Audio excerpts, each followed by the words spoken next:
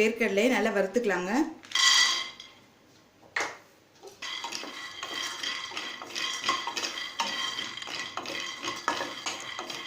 நீங்கள் வறுத்த வேர்க்கடலை வச்சுருந்தீங்கன்னா இது வறுக்கணும்னு அவசியம் இல்லை, நீங்கள் அப்படியே போட்டுக்கலாம்.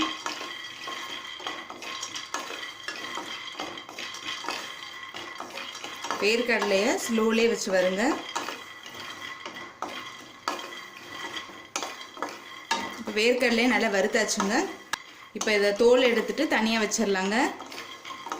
விருப்பப்பட்டால் நீங்கள் அப்படியே கூட போட்டுக்கலாம், டேஸ்ட்டில் எந்த டிஃப்ரென்ஸும் இருக்காது. இப்போ அடுத்தது 5 காஞ்ச மிளகாய் சேர்த்துக்கலாம்.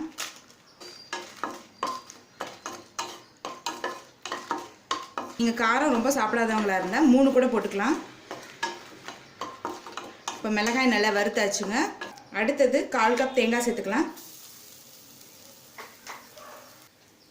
ஒரு சின்ன துண்டு இஞ்சி, கொஞ்சம் புளி, தேவையான அளவு உப்பு.